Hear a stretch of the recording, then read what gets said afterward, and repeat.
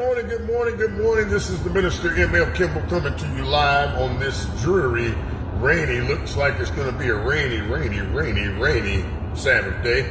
But I did want to give you guys an update on the cases. I did have a couple people. Well, first of all, somebody inboxed me and said, why don't you just let this thing go? Well, later for you, I'm not letting anything go. I don't give a damn if I've got to pull all of these entities and individuals into the Supreme Court. I don't care. The Constitution, the United States Constitution, gives me the right to try you in the legal system when you violate my rights.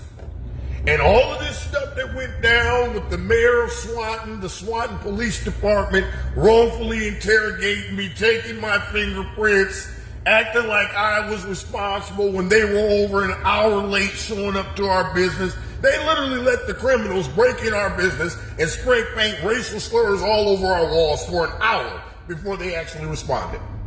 Now, don't give me no, they were too busy, because they were located 0.2 miles from our business. It literally took them half of a minute to get to our business, but yet they show up an hour late. They wrongfully interrogate me. They don't even read me my mini Miranda rights.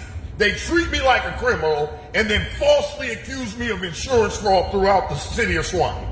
You explain to me how that's okay. I complained to the mayor. He does nothing about it. Direct conversations between me and the mayor. Direct conversations. And him promising to bring in another law enforcement agency to help investigate our crime. All of that was happy horse scam and bullshit. And so the reality of it is, I'm not going to stop until all of these people are held accountable.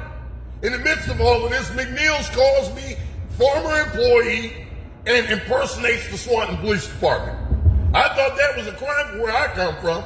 If I did something like that, they'd be at me so fast with the silver bracelets, before you can say Hoochie Mama. I don't understand the scam. And if I gotta go to the Ohio Supreme Court, listen, I will. If you feel like you're just not gonna pay me in a settlement, then you're gonna pay the courts.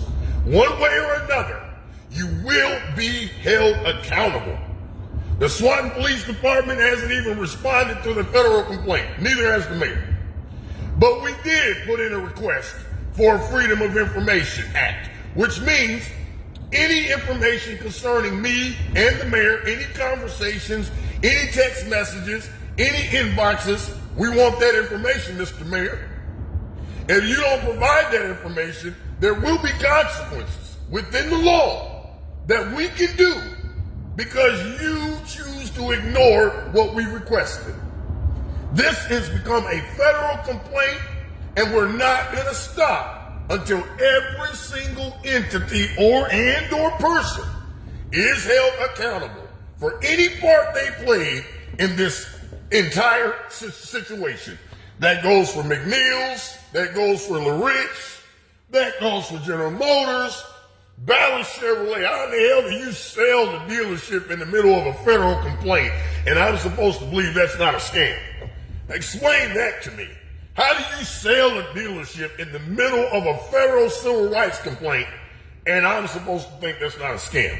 Yet you keep all the same employees, but you want to tell people you turn over a new leaf. Stop it with the happy horse scams, because the reality of it is you're going to be held accountable. I'm the Minister M.L. Kimble. Until next time, be blessed on purpose.